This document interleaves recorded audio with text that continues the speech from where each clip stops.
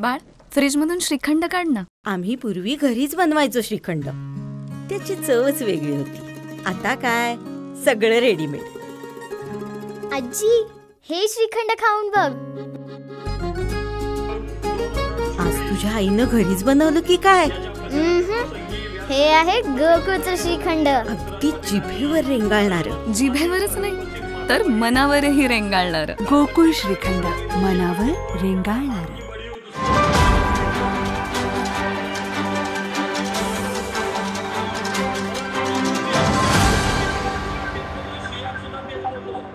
युवक मेळावा झाला साहेब.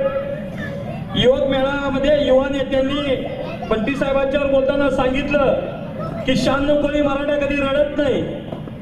पण मला त्यांना सांगायचं आहे, तुम्ही आता, माझा एक मैत्रीचा सल्ला आहे त्यांना, तुमची राजकारणाची समाजकारणाची सुरुवात आहे.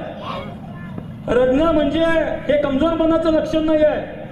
हे रडणं म्हणजे भावनिकतेचं लक्षण आहे. ज्या गोष्टीला आपण जीव लावतो, ज्या कामाला आपण जीव लावतो, ज्या कामाला ताकद लावतो, तिथं जर कुठं आपल्याला दगाफटका झाला तर त्यावेळी ते अश्रू अनावर होतात. आणि त्यावेळी फक्त बंटी साहेबांचे नाही तर त्यावेळी पहिला व्यक्ती जो मी आहे की त्यावेळी मी सुद्धा हुंदका देऊन रडलो होतो. बरेच कार्यकर्ते बंटी साहेबांच्या बरोबर ते रडले होते. पण हे रडणं म्हणजे कमजोरीचं लक्षण तुम्ही समजू नका. या रडण्यावर जे कार्यकर्ते पेटून उठले, हा पेटच, हा आमच्या मशालीचा पेट, हा मशालीनं पेट घेतलेला आहे. आणि या गद्दारांना नेस्तुबूत घेतल्याशिवाय आम्ही शिवसैनिक गप्प बसणार नाही आहे.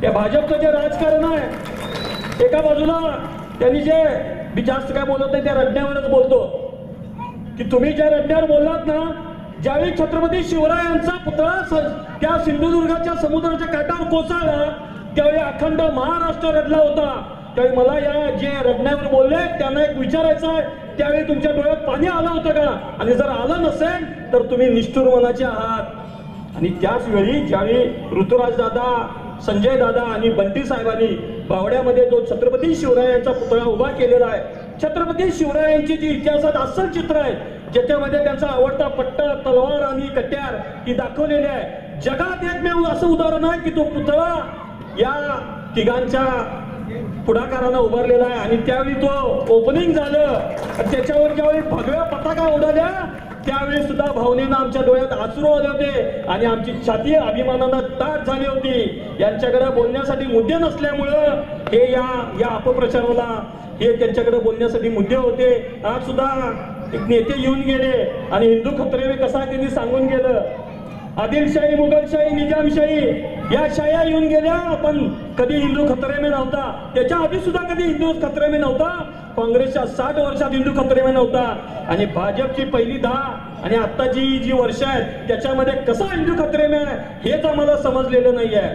त्यामुळं यांच्या भूलथापांना बळी न पडता महिला माता भगिनी तुम्ही चांगल्या संख्येने उपस्थित आहे. आपण कुणाला घाबरणारे नाही आहे, पण जे घाबरणारे आहेत ना त्यांना, ज्यांनी महिलांना दडावून सांगितलं की दिसला तर तुमची आम्ही व्यवस्था करू, त्यांना आपण 2,90,000 मतानं पाडलेलं आहे. तेव्हा आता येणाऱ्या त्यांच्या भावाला सुद्धा याची पुनरावृत्ती केल्याशिवाय आपण थांबायचं नाही.